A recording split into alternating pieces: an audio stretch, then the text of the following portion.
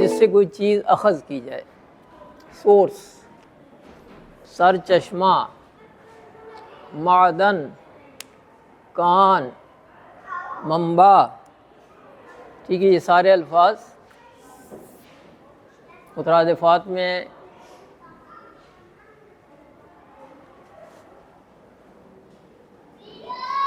اور کوئی بھی قانون جب کسی ملک میں بنایا جاتا ہے تو اس کا کوئی نہ کوئی بیک گراؤنڈ ہوا کرتا ہے. اس کی ضرورت کیوں پیش آئی، اس کے پیچھے کیا ریزنز ہو سکتے ہیں، اس کا بیک گراؤنڈ کیا ہے. وجہ ایک ہی ہوتی ہے تاکہ ملکی نظام جو ہے نا وہ اچھے طریقے سے چلتا رہے، اس میں کوئی ڈسٹربینس نہ آئے، کوئی ایسا پینک نہ پیدا ہو. تو اس کے پیچھے بہت ساری چیزیں ابھی شاید میڈم آپ کو بتا بھی رہی تھیں. اس میں کسٹمز ہیں، کنونشنل چیزیں ہیں، اس کے اندر پریزیڈنٹس ہیں. ان ساری چیزوں کو دیکھتے ہوئے وقت کے ساتھ ساتھ ان کے اندر کچھ ترمیم کر کے اس کو مطلب ہے بہتر سے بہتر بنانے کی کوشش کی جاتی ہے. تو بیسیکلی یہ جو لفظ ہے جس پہ ہم ابھی ڈسکس کرنے والے ہیں وہ یہ ہے کہ جو بھی اسلامی قوانین ہم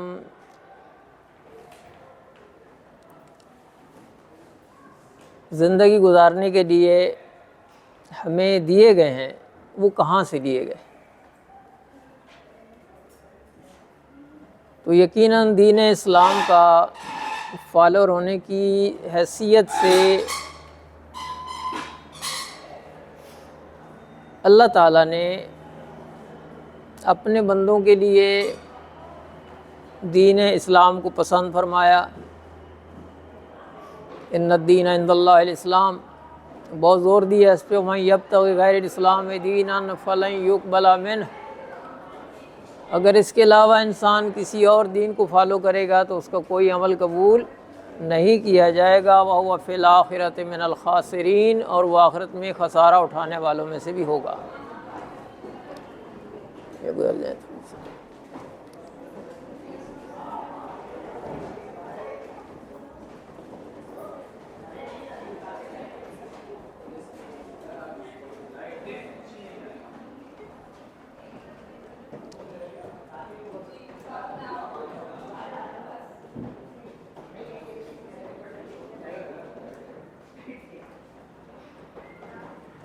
تو بالکل ایک دنیاوی قانون کے مقابلے میں اگر دیکھا جائے تو اس کے اندر بھی وقتاً فوقتاً آپ دیکھتے ہیں تبدیلیاں ہو رہی ہیں. اپنی اپنی دانش میں اس کو ٹھیک کرنے کی کوشش بھی کی جاتی ہے. یہ سلسلہ آگے کنٹینیوس چلتا رہتا ہے. تو جو اسلامی فقہ ہے اس کے سورسز کیا ہیں؟ تو اس کو اگر ہم فیبریکیٹ کریں تو یہ دو بنیادی طور پر، ایک ہے پرائمری ریسورسز اور ایک ہیں سیکنڈری ریسورسز.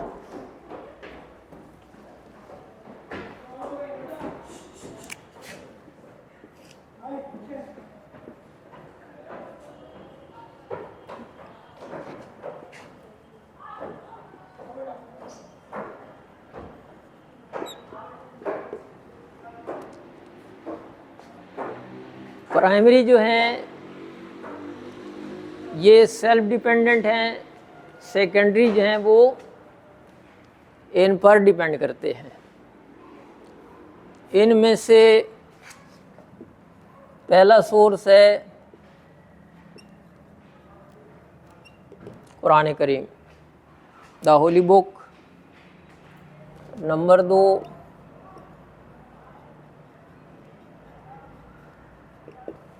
سنہ.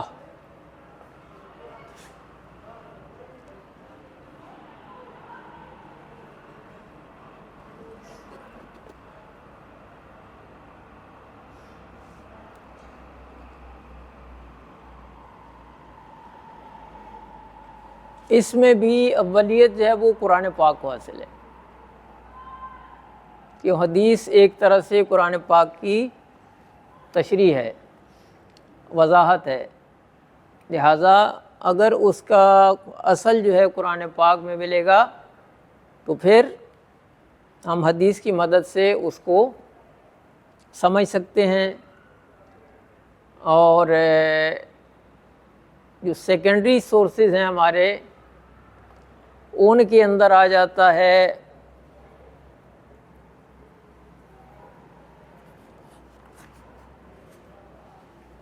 اجماع،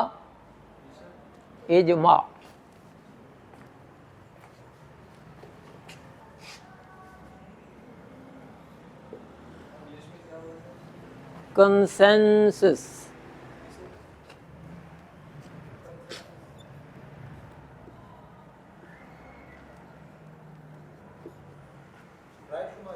جی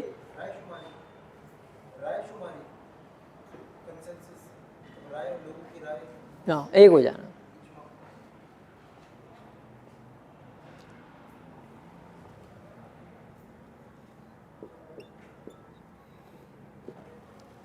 قیاس، انالوجیکل ڈیڈکشن،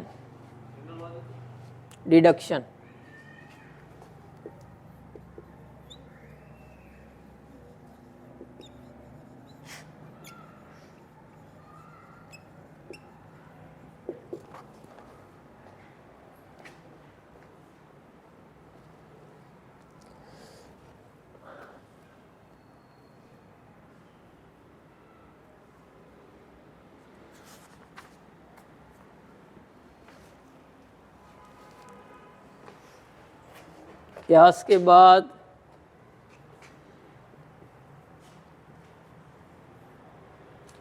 اسی سے جیسے ریلیٹڈ ہیں، اسی سے مزید اس کی ذیلی وہ چیزیں کہہ لیں، قیاس ہی سے اخذ کی گئیں۔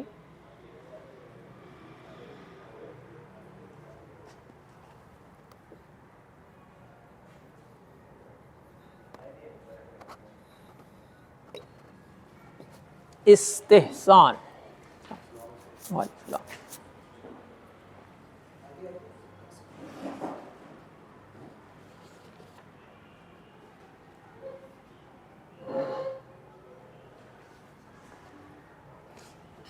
پریفرنس،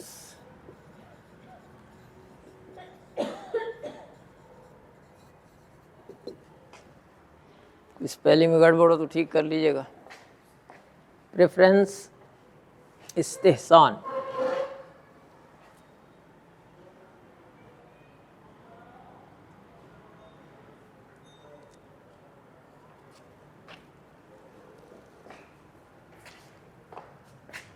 استدلال،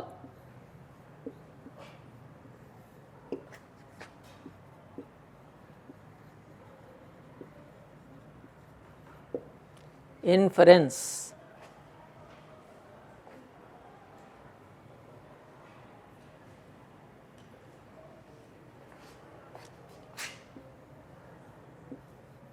مصالح مرسلہ، یہ مشکل الفاظ میں انشاءاللہ آسان کر دوں گا۔ نیڈ آف ٹائم،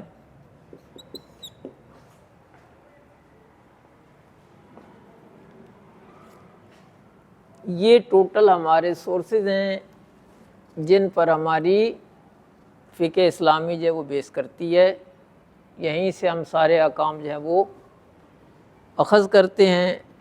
تو یہاں ضمناً ایک چیز آ جائے گی، یہ کرے گا کون؟ جس بندے کے اندر یہ ملکہ ہو، یہ صلاحیت ہو، یہ ایبیلٹی ہو۔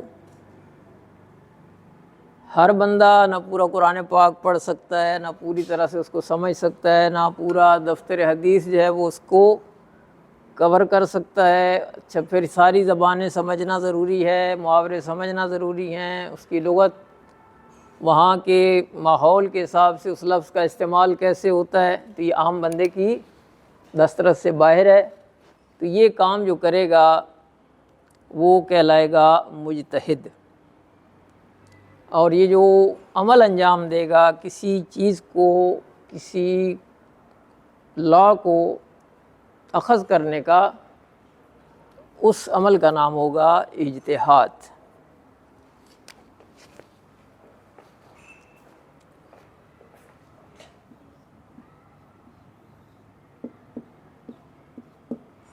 اجتہاد کرنے والے کو مجتہد کہتے ہیں، اور جو مجتہد کو فالو کرتا ہے، مثلاً اس وقت کم و بیش 5 فقہیں رائج ہیں، فقہ حنفی، فقہ مالکی، فقہ شافعی، فقہ حنبلی، فقہ جعفری۔ تو ان میں سے جو جس مجتہد کو فالو کرے گا وہ اس کا مقلد کہلائے گا، تقلید کرنے والا۔ یہ تقلید کا لفظ عربی کا ایک ورڈ ہے قلادہ، گلے کے اندر کوئی چیز ڈال لینا، رسا پٹا، کہ بھائی اب میں ان کی بات پہ عمل کروں گا، ان کو فالو کروں گا، ٹھیک ہے۔ اس سے یہ لفظ، تھوڑے الفاظ مشکل ہیں، میں کوشش کروں گا آگے جا کے تھوڑا سا سمپل وے میں ان کو سمجھ آ رہی ہے، اتنی آ گئی، چلیں۔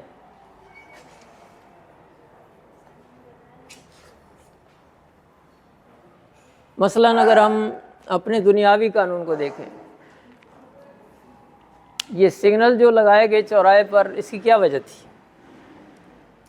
جب دیکھا کہ ٹریفک بھی ہنگم طریقے سے بڑھ رہا ہے، کوئی رکتا نہیں ہے، ادھر سے ٹھوک رہا ہے، ادھر سے ٹھوک رہا ہے، سب کچھ جلدی ہے، تو ضرورت محسوس ہوئی کہ کوئی ایسا قانون بنایا جائے، کچھ ایسی علامات مقرر کی جائیں کہ اس مقام پر آ کر جہاں پر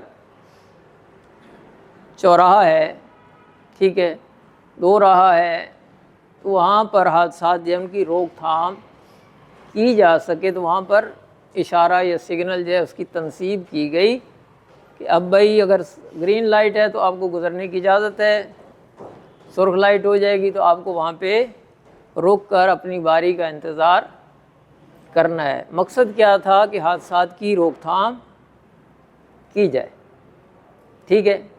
اسی طرح سے جو اللہ تعالیٰ کی ذات نے انسان کو خلق کیا، وہ اس کی تمام تر کیفیات کو جانتا ہے، کیونکہ وہ خالق ہے، اس کو پتہ ہے یہ کیا سوچے گا، کیا کرے گا، اس کی ضرورت کیا ہو سکتی ہے۔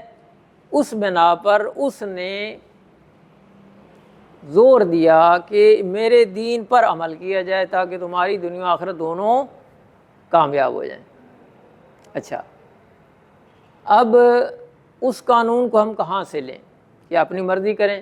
نہیں، ہم ناقص ہیں، ان چیزوں کو ہم درک نہیں کر سکتے، ہم ٹریس نہیں کر سکتے، ہم فائنڈ آؤٹ نہیں کر سکتے، تو پھر کیا ہے کہ ہمیں اسی کے بنائے ہوئے قانون کو فالو کرنا چاہیے۔ تو جو کمزوری جس کا میں نے ذکر کیا کہ ہم میں یہ ایبلٹی نہیں ہوتی کہ ہم ہر حکم شریعت کو خود سے اخذ کر سکیں، قرآن سے، سنہ سے، ٹھیک ہے۔ پرائمری سورسز یہ 2 ہیں۔ ہمیں کیا کرنا ہوگا؟ ہم پھر جائیں گے جو صاحبان اجتہاد ہیں، جو مجتہد ہیں، جو اس کے اندر اسپیشلائزیشن کر چکے ہیں، ان کو فالو کیا جائے۔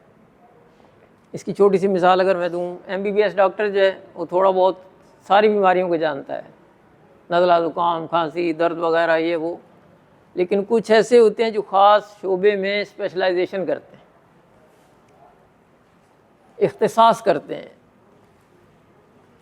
اس کے اندر وہ اپنی مہارت کو کلی طور پر حاصل کرنے کی کوشش کرتے ہیں۔ تو اردو میں اگر ہم مجتہد کہیں یا عربی میں، تو انگلش میں ہم اس کو اسپیشلسٹ کہیں گے۔ تو جو اسلامی قوانین کو سمجھنے کا ماہر ہوگا، جس نے اپنا وقت صرف کیا ہوگا، ان چیزوں کو سمجھا ہوگا، ٹائم دیا ہوگا، سارا آنکھوں کا تیل نکالا ہوگا، یہ آسان کام نہیں ہے، تو پھر اس کی بات ظاہر ہے کہ اگر میں کوئی بات کرتا ہوں اس کی بیس کوئی نہیں ہوگی، اس نے جو کچھ ریسرچ کر رکھی ہے اس کی بیس پر وہ اپنا نقطہ نظر جو وہ پیش کرے گا، جی میں یہ سمجھا ہوں، اب آپ اس پر عمل کریں گے۔ تو اجتہاد جو کرے گا وہ مجتہد کہلائے گا، اس کو فالو کرنے والا مقلد کہلائے گا۔ اچھا میں بات روک رہا ہوں، اگر کہیں سمجھ نہ آئے کوئی ایشو نہیں ہے، آپ سوال کر سکتے ہیں، میں کوشش کروں گا۔ تھوڑا سا الفاظ کیونکہ غیر مانوس ہیں، ویسے بھی ہماری اردو بھی تھوڑی سی ایسی ہے، چیز ہے کہ ہم ساتھ میں عربی کے مشکل الفاظ کو جو ہے نا وہ کریں، تو اگر کہیں ضرورت محسوس ہو تو آپ پوچھ سکتے ہیں، میں کوشش کروں گا اور سمپل طریقے سے آپ کو میں وضاحت کر سکوں۔ اچھا، اب قرآن پاک یہ پہلا سورس ہے ہمارے پاس۔ اب ایک سوال پیدا ہوتا ہے کہ اگر ہم ان کو فالو کر رہے ہیں ان چیزوں کو تو کیوں کریں؟ کوئی ریزن بھی تو ہوگا، کوئی اور ذریعہ ہوتا ہمارے پاس۔ تو اس کے لیے خود قرآن پاک کے اندر دلائل موجود ہیں، لہٰذا انہی سے ہم استفادہ کریں گے، انہی کو سامنے رکھ کر ہم اپنے اندر ایک اطمینان اور تسکین کا پہلو لائیں گے کہ بھائی ہاں واقعاً یہ سورس یعنی سب سے پہلے ہے، اور اس بنا پر ہے کہ اس کا مقابلہ کوئی اور دوسری چیز نہیں کر سکتی ہے۔ حدیث بھی بالواسطہ یعنی قرآن پاک کو مزید ایلیبریٹ کرے گی، بنیادی ماخذ ہمارے پاس قرآن پاک ہی ہے۔ تو پہلا سرچشمہ کہہ لیں، پہلا منبع کہہ لیں، پہلا سورس کہہ لیں، وہ ہے دا ہولی بک قرآن پاک، ٹھیک ہے۔ اچھا، اس کے متعلق کچھ آیات ہیں، ان کو آپ کوٹ کر لیں، لکھ لیں، تاکہ ہمارے پاس ایک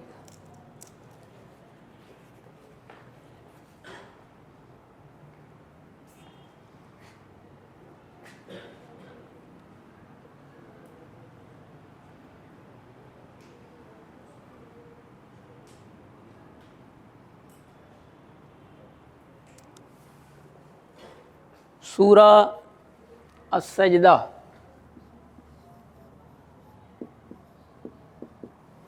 آیت نمبر ہے 2، یہ 32 نمبر سورہ ہے قرآن پاک کا، اس کی آیت نمبر 2 ہے۔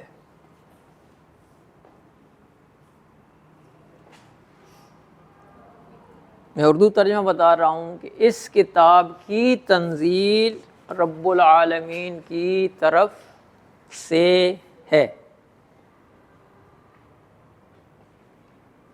یعنی اس کا نزول اللہ تعالیٰ کی ذات کی طرف سے ہوا۔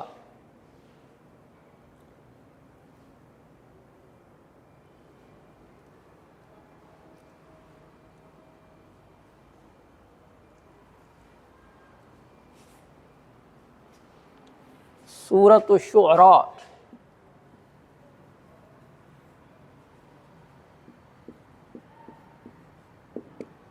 چھبیسواں سورہ قرآن پاک کا، اس کی آیت نمبر ہے 193 تا 195۔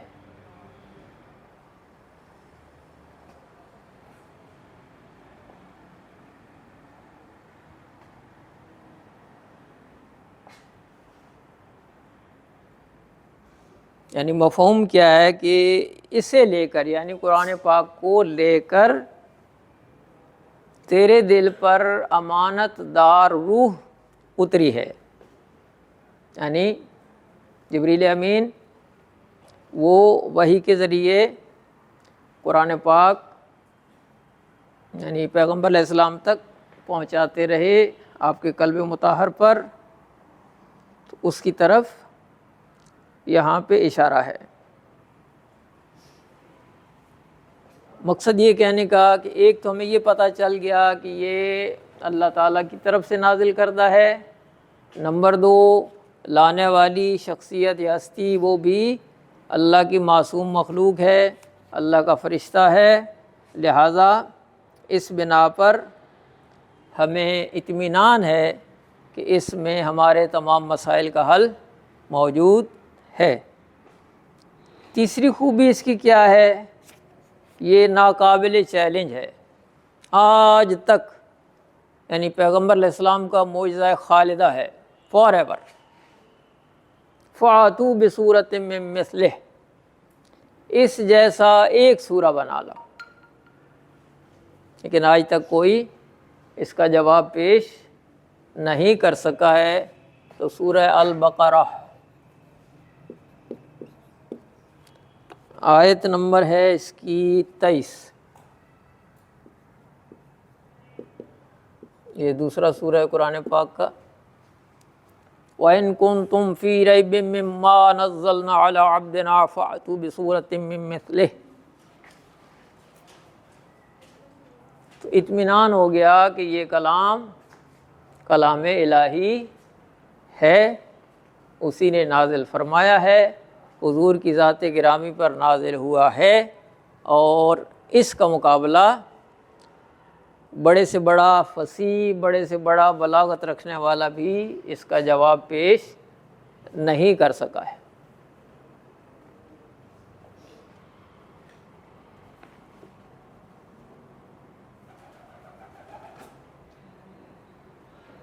اس کی چوتھی خوبی کیا ہے کہ اللہ تعالیٰ نے اس کی حفاظت کا ذمہ خود لیا ہے۔ نَحْنُ نَزَّلْنَا الذِّكْرَ وَإِنَّا لَهُ لَحَافِظُونَ، ہم نے اس ذکر کو نازل کیا ہے، ہم ہی اس کی حفاظت کریں گے۔ تو یہ بھی اطمینان ہے کہ اس میں کوئی کسی قسم کی قطع و برید نہیں ہو سکتی، کوئی اضافہ، ترمیم، تحریف ممکن نہیں ہے۔ تو یہ بھی ایک اطمینان کا پہلو ہے ہمارے پاس کہ ہم نے کلام الہی کو اپنی رہنمائی کے لیے اس کے حکم سے اختیار کیا۔ یہ سورۃ الحجر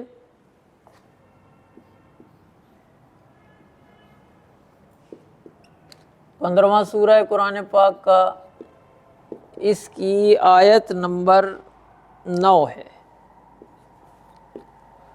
ٹرانسلیشن دیکھ لیجئے گا آپ، ٹھیک ہے۔ ہم نے ہی اس ذکر کو نازل کیا ہے اور ہم ہی اس کی حفاظت کریں گے۔ اور کیا سبب ہو سکتا ہے؟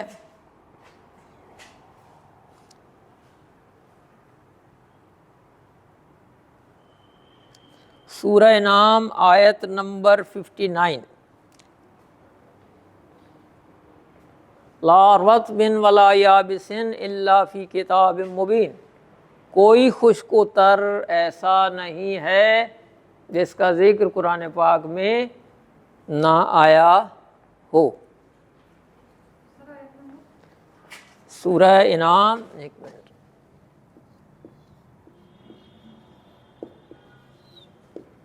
ففٹی نائن، یہ سورہ نمبر 6 ہے، آیت نمبر 59 ہے۔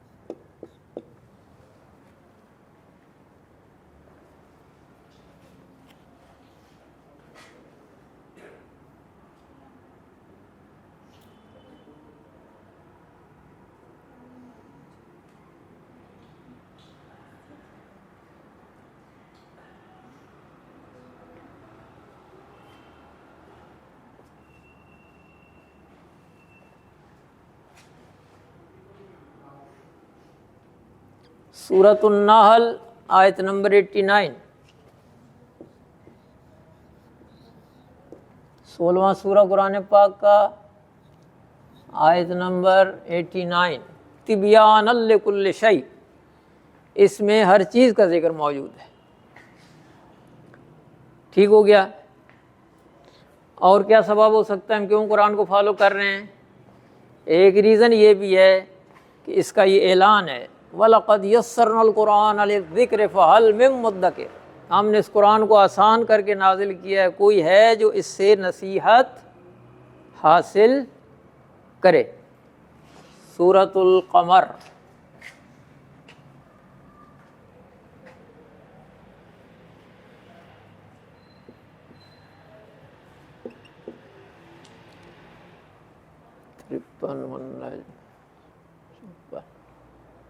غالباً 54 ہے قرآن پاک کا یہ سورہ۔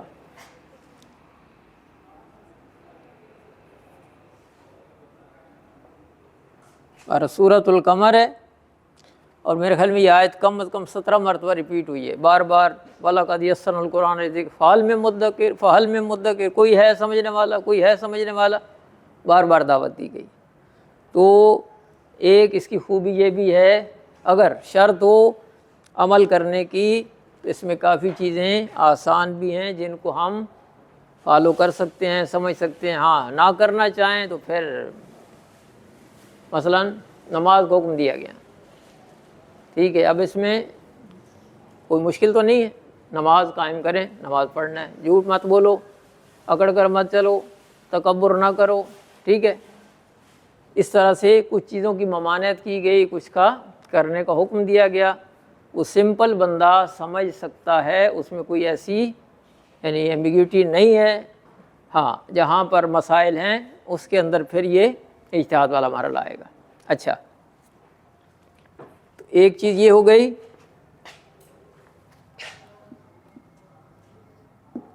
القمر یعنی اس کے اندر آسانی بھی ہے۔ وَلَقَدْ يَسَّرْنَا الْقُرْآنَ لِلذِّكْرِ فَهَلْ مِن مُدَّكِرٍ۔ اور کیا خوبی ہے اس کے اندر؟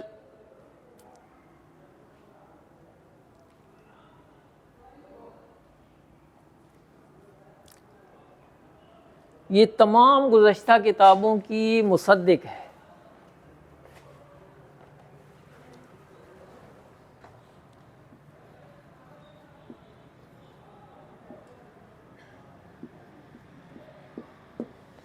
مصدق، تصدیق کرنے والی، اور اگر مصدق ہوگا تو وہ جس کی تصدیق کی گئی ہو۔ یہ زیر اور زبر سے یہ معنی جو ہے اس کے چینج ہو جائیں گے۔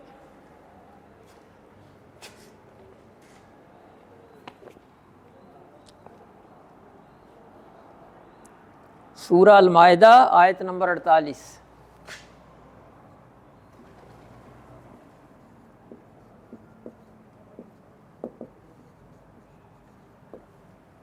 یہ 5واں سورہ قرآن پاک کا، المائدہ، دسترخوان، اس کی آیت نمبر 48۔ یعنی جتنی سابقہ شریعتیں گزری، جتنی کتابیں، صحیفے، صحف نازل ہوئے، ان سب کی یہ تصدیق بھی کرنے والی ہے۔ تصدیق کرنے والی یقیناً تبھی کرے گی جب اس کو ان تمام کتابوں کے اوپر برتری اور فوقیت حاصل ہوگی۔ دوسرا، تحریف سے مطلب محفوظ ہے، کیونکہ اللہ نے اس کی حفاظت کا ذمہ خود لیا ہے، تو ہمیں ہر اعتبار سے اطمینان ہے۔ پھر ہمیں اس کی پیروی کا حکم دیا گیا ہے۔